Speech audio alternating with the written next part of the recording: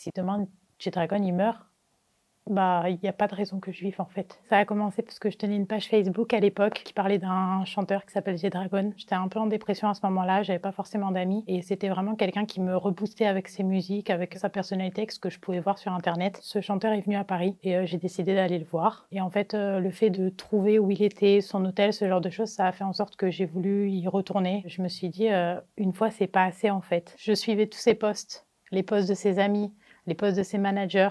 Et en fait, avec une photo, on peut retrouver tout. Plus j'avais d'informations, et plus je voulais les trouver vite et en avoir. Et ce que tous les autres gens, ils n'arrivaient pas à trouver, moi, en 10-20 minutes dessus, j'arrivais à trouver la chose. Ça me donnait confiance en moi et ça me donnait de la puissance, entre guillemets. Le premier hôtel, je l'ai trouvé grâce à un banc. Il avait posté sur un banc et j'ai cherché le banc dans Paris via Google Maps et j'ai trouvé ce banc et du coup, je suis allée sur le banc parce que je voulais reprendre la même photo et il était à l'hôtel devant le banc. Il va souvent au Fashion Week.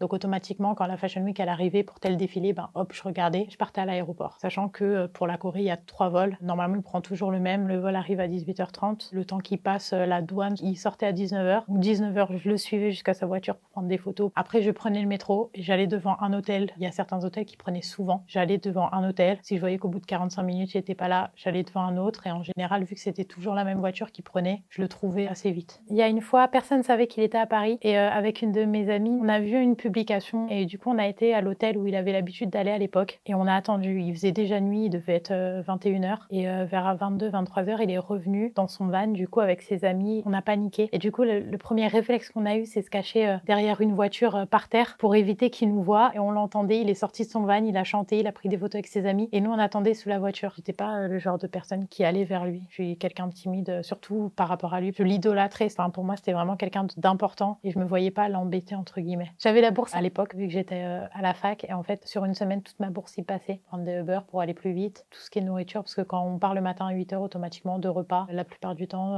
on va dans des fast-food, on mange n'importe quoi pendant une semaine, des cadeaux aussi. Donc j'avais la chance d'habiter chez ma mère, donc d'avoir tout gratuit entre guillemets, mais à côté, j'avais plus rien quoi, je pouvais plus me faire plaisir parce que pendant une semaine j'avais dépensé tout ce que j'avais. J'ai arrêté mes études parce que du coup quand on est une semaine tous les 3 mois pas là, automatiquement, à un moment, on ne suit plus et du coup, j'ai décidé d'arrêter parce que je ne suivais plus. J'ai travaillé, pareil, il y a des moments, j'y allais pas parce que je travaillais, mais il était là. Donc pareil, il y a un moment, les absences, petit à petit, le chef, il dit « Bah non, t'es mignonne, mais ça marche pas comme ça. » Et niveau sentimental, pareil, ça n'a pas marché avec la personne parce que au lieu d'aller la voir, j'allais à des hôtels, faire des choses concernant ma vie familiale. À ce moment-là, je me suis vraiment écartée de ma mère. Et je pense que j'ai raté beaucoup de choses où j'aurais pu être là pour elle.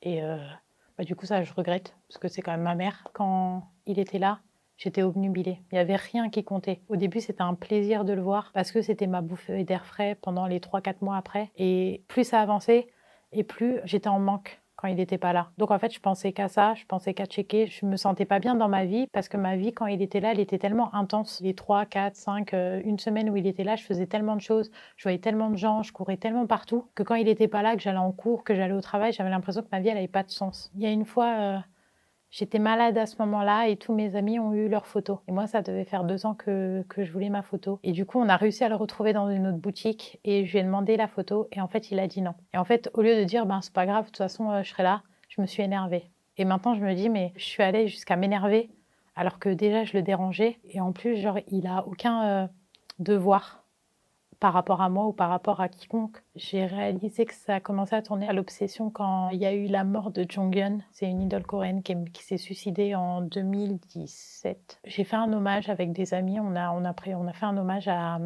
République et pour cet hommage, on avait décidé de contacter des associations pour la prévention contre le suicide. Et on a eu rendez-vous avec un homme qui avait perdu sa fille, qui était le président de l'association et qui nous a demandé s'il comprenait les gens qui s'étaient suicidés, les fans qui s'étaient suicidés après la mort de ce chanteur. Je lui ai dit, mais moi, si demain G-Dragon il meurt, il n'y a pas de raison que je vive en fait. Il m'a dit, vous vous rendez compte que là, ce que vous dites, c'est grave, parce que c'est pas quelqu'un que vous connaissez, c'est pas quelqu'un qui devrait vous donner ce sentiment. Et du coup, ça m'a beaucoup fait réfléchir. Et juste après, j'ai eu la chance qu'il parte en plus à l'armée. Donc ça m'a vraiment fait réfléchir sur ce que j'avais fait pendant toutes ces années. Et je me suis dit, c'était trop. Le stalkage, il a duré de 2014 à fin 2017, fin 2018 même, je dirais. Donc ça fait un peu plus de 4 ans et demi. Donc pour m'en séparer, ça a été compliqué. Le plus dur, ça a été de plus savoir ce qui se passait. Quand on ne sait pas ce qui se passe, alors que pendant 4 ans et demi, on a su tout ce qui se passait, à quel endroit c'était. J'avais l'impression de ne plus avoir de contrôle sur ma vie. Je suis allée revoir G-Dragon une dernière fois en mai 2022. Je suis juste allée à l'aéroport, j'ai pris mes photos, je lui ai donné une lettre où il y avait marqué « Je suis désolée, je suis sûre que tu te rappelles de moi parce que tu peux pas ne pas te rappeler de moi. C'est la dernière fois que tu me vois et je suis désolée d'avoir passé des années à être là et à peut-être t'embêter sans m'en rendre compte. » Pour moi, le stalkage maintenant, je peux comprendre que les gens le fassent. À l'époque, je pensais que ça m'aidait. Que les gens veuillent voir leur idole, c'est normal. Mais après, comme je le dis, il y a stalkage et stalkage. Tu peux très bien attendre devant un hôtel ou attendre devant un événement, avoir ta signature, avoir ta photo, avoir ce que tu veux, bref, et partir. Et après, il y a le stalkage intensif que moi je faisais, qui était de le suivre partout. Et suivre quelqu'un, que ce soit une idole ou pas, ça pourrait s'apparenter à du harcèlement. On ne se rend pas compte à quel point ça peut faire mal. Et les années que j'ai perdues en stalkant, je ne pourrais pas les retrouver. Toutes mes études, mes relations familiales que j'ai mis des années à retrouver, moi, ça va très bien. Je travaille, j'ai une vie sentimentale, je suis en très bonne relation avec ma famille. Quand je viens à Paris, en général, c'est pour voir mes amis. C'est pas pour aller stalker telle ou telle personne qui est là. Et ça fait un poids en moins aussi. Mon cerveau, il est plus obnubilé par ça et ça me décompresse.